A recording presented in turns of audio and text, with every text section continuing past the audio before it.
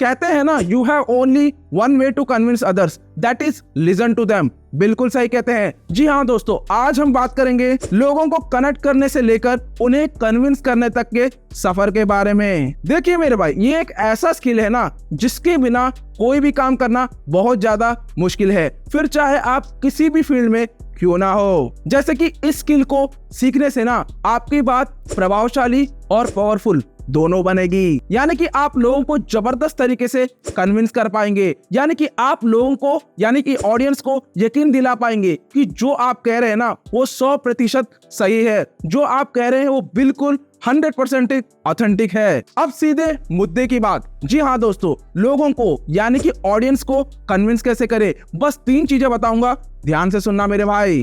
पहली चीज, कनेक्ट करना। जी हाँ दोस्तों, आपको ना सबसे पहले इमोशनल कनेक्शन बिठाना है, क्योंकि जब आप किसी को इमोशनली कनेक्ट करते हैं ना तो मेरे भाई वो आपको अच्छी तरह से समझ पाते हैं, यानी कि जो भी आप बोलते हैं ना वो आपको अच्छी तरह क्रिस्टल क्लियर समझ पाते हैं। इसलिए कनेक्शन बिठाना बहुत जरूरी है। एक बार वो कनेक्ट हो गए ना फिर वो एंगेज और अल्टीमेटली वो कन्विंस भी हो जाते हैं। पर इमोशनली कनेक्ट कैसे करें, इसमें ना मेरे भाई 3 चीजें हैं। सबसे पहले अपने सेंसेस को यूज करो। जी हाँ दोस्तों, अपने सेंसेस को ना यूज करो। जैसे कि अगर आप किसी को पहली बार मिलते हैं ना तो मेरे भाई आई कांटेक्ट मेंटेन करके एक जरूर स्माइल पास करें, जिससे क्या है ना एक पॉजिटिव कनेक्शन बिल्ड होता है। सो मेरे भाई, जब भी आप किससे मिलते हैं ना तो पहले आई कांटेक्ट बनाइए, फिर एक छोटा स्माइल पास करें, जिससे क्या ना एक प्यारा सा कनेक्शन बिल्ड होता है, जो एज अ स्पीकर बहुत ज्यादा जरूरी है। मतलब सामने वाले को ऐसा लगे कि ये बंदा ना अप्रोचेबल है,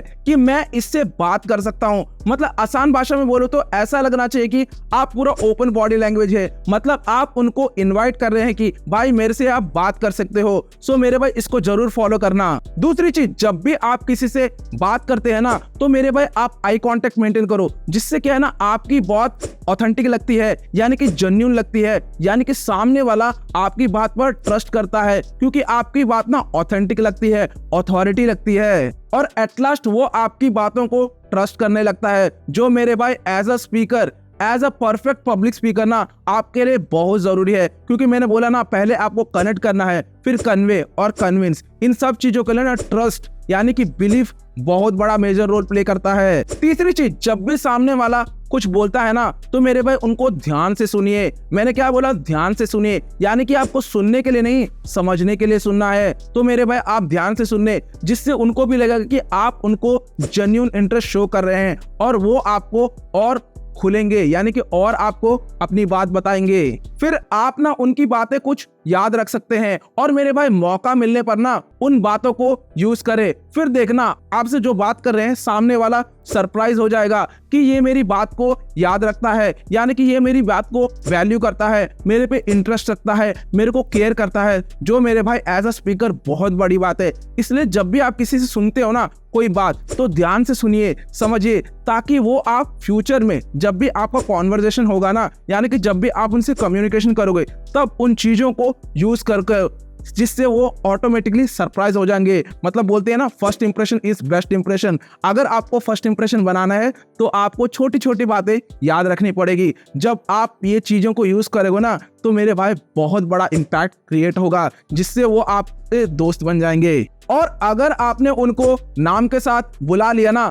तो मेरे भाई सोने पे सुहागा है, क्योंकि मेरे भाई सबसे प्रिय चीज इस दुनिया में, हमें सबसे प्रिय चीज क्या है, हमारा नाम। और अगर आपने उनके नाम से उन्हें संबोधित कर दिया ना तो मेरे भाई सोने पे सुहागा हो जाएगा। इसलिए उनका नाम तो जरूर याद रखें। चलिए, सेंसेस के बाद अब दूसरा, हॉनेस्टी। जी हाँ दोस्तों, जब भी आप किससे मिलते हैं ना तो मेरे भाई जब भी आप किसी की बात सुनने लगे ना तो उनको जेन्युइन इंटरेस्ट शो करे, जिससे क्या है ना सामने वाला आपको लाइक करने लगता है, क्योंकि वो आप उनकी केयर कर रहे हैं, आप उनको अपनी वैल्यू दे रहे हैं। इसलिए जब भी आप किससे बात करो ना या फिर आप उनकी बात सुनो ना तो आप अपना जेन्युइन इंटरेस्ट शो करें। मतलब आप उनकी प्रॉब्लम्स को ध्यान से सुनिए और ध्यान से समझिए ताकि आप उनको अच्छी तरह से सॉल्यूशन दे सके। और मेरे भाई बीच बीच में ना आप कुछ कनेक्शंस को पकड़िए। जैसे कि मान लीजिए कि वो आपसे बोलते हैं कि यार मुझे ना इंग्लिश बहुत टफ लगता है, यानी कि इंग्लिश स्पीक करना मुझे बहुत टफ लगता है। तब आप नेगेटिव रिप्लाई मत दो, यार तुझे ना कुछ भी नहीं आता। मेरे भाई नहीं, इससे क्या है ना वो सीधे आपसे डिस्कनेक्ट हो जाएंगे। इसलिए आप पॉजिटिव रिप्लाई दो।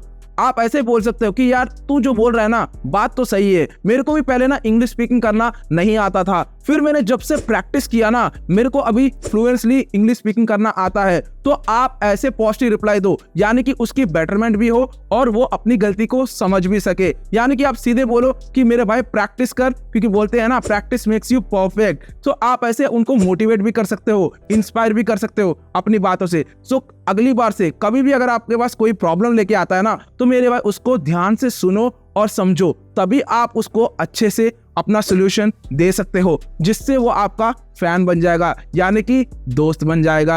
आसान भाषा में बोलो तो तब क्या है ना मेरे भाई एक पॉजिटिव कनेक्शन बिल्ड होता है, यानी कि एक प्यारा सा कनेक्शन बिल्ड होता है। यानी कि सामने वाला समझता है कि यार ये ना मेरे को अच्छी तरह से समझता है, मेरी प्रॉब्लम को अच्छी तरह से सुनता भी है, समझता भी है। सो मेरे भाई जब भी आप किससे बात करो ना तो अपना हॉनेस्टी यानी हॉनेस्टी के साथ पेश आओ, जिससे क्या है ना वो आपको ट्रस्ट करेंगे। सो मेरे भाई आप ना हॉनेस्टी के साथ लोगों के साथ अटैच करें। तीसरा, किसी को भी ना मेरे भाई क्रिटिसाइज मत करो, यानी कि उन्हें डिसरेस्पेक्ट मत करो, जो मेरे भाई बहुत बुरी चीज होती है। तो मेरे भाई किसी को भी क्रिटिसाइज कभी मत करना। ऐसा होता है ना कि किसी ने आपको अपना प्रॉब्लम शेयर किया क्योंकि उन्होंने आपके ऊपर ट्रस्ट किया और अपने प्रॉब्लम को आपके साथ शेयर किया, पर आपने क्या किया, आपने उनको नेगेटिव रिप्लाई दिया, जो मेरे भाई बुरी चीज होती है। जैसे कि मान लो किसी ने आपको अपनी बड़ी प्रॉब्लम शेयर की और आपने सीधा नेगेटिव रिप्लाई दिया। आपने बोला यार ये प्रॉब्लम ना बहुत छोटी है, तो क्या यार छोटी छोटी बातों पे ही रोने लगता है। नहीं मेरे भाई, ऐसा नेगेटिव रिप्लाई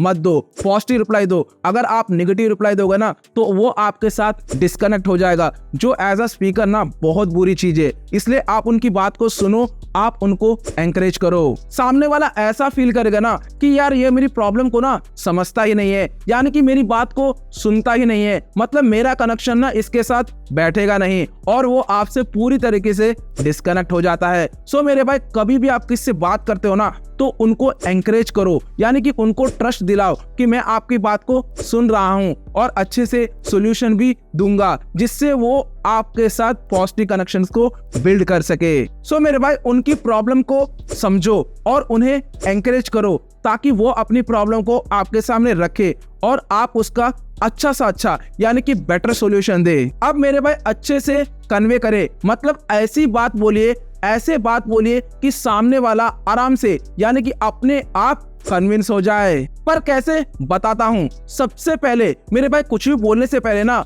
बहुत सोच समझकर बोलिए। जितना जरूरी है ना मेरे भाई उतना ही बोलिए, क्योंकि मेरे भाई उसी में आपका काम हो जाएगा, यानी कि उसी में आपको सॉल्यूशन मिल जाएगा। So think before you speak. दूसरा, देखिए मेरे भाई इस दुनिया में ना भिन्न भिन्न प्रकार के लोग होते हैं, तो सामने वाला जैसा है ना मेरे भाई उसको रिप्लाई भी वैसे ही दो। अगर सामने वाला स्मार्ट है ना तो मेरे भाई आपका रिप्लाई भी स्मार्ट होना चाहिए, क्योंकि कहते हैं ना जैसा देश वैसा बेश। तीसरी चीज मेरे भाई ये ना बहुत ज्यादा जरूरी है, ध्यान से सुनना मेरे भाई। देखिए मेरे भाई किसी भी डिस्प्यूट को पूरी तरीके से खत्म करने के लिए ना उस सिचुएशन को यानी कि उस परिस्थिति को पूरी तरीके से इग्नोर कर दो, यानी कि अवॉइड कर दो, क्योंकि कुछ आर्गुमेंट्स ऐसे होते हैं ना जिनका रिप्लाई देना कोई यूज नहीं है। इसलिए आप उनको रिप्लाई देने से अच्छा है आप शांत हो जाओ, यानी कि इग्नोर कर दो, उस सिचुएशन से ही साइड चले जाओ। सो आप उसे सिंपली इग्नोर कर दो, यानी कि उस परिस्थिति को अवॉइड कर दो, जिससे क्या है ना मेरे भाई मामला अपने आप शांत हो जाएगा, या फिर आप टॉपिक चेंज कर दो, जिससे भी मामला अपने आप शांत हो जाएगा। अब असली मुद्दे की बात। जी हाँ दोस्तों, कन्विंस कैसे करें। पहले आपने सीखा कनेक्ट कैसे करें, फिर आपने सीखा कन्वे कैसे करें, मतलब पहले आपने सीखा कनेक्ट फिर कन्वे। अब बात आती है कन्विंस की, यानी कि हम लोगों को कन्विंस कैसे करें।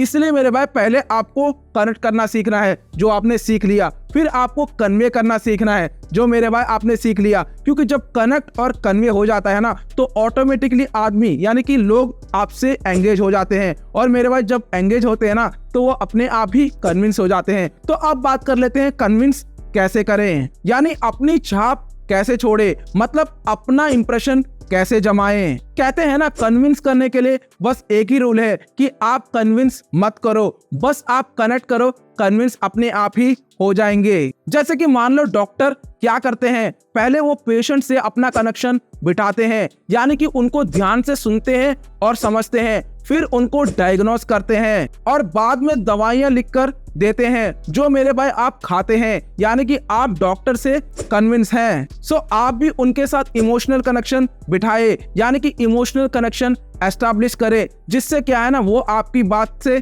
कन्विंस हो जाएंगे। तो मेरे भाई आप ऑनेस्टी के साथ उनका विश्वास जीत सकते हैं। देखिए मेरे भाई, मैंने पर्सनालिटी डेवलपमेंट के ऊपर ना पूरी की पूरी प्लेलिस्ट बनाई है, जो बहुत ज्यादा इंपॉर्टेंट है, यानी कि क्रिटिकल है। एक बार आप जरूर देखना, आपको मजा आ जाएगा। अगर आपको ये वीडियो सच में पसंद आती है ना, तो मेरे भाई प्लीज लाइक और सब्सक्राइब कर दीजिएगा, जिससे मेरा मोटिवेशन हमेशा बना रहता है। फिर मिलते हैं अगली वीडियो में। Thank you for watching this video.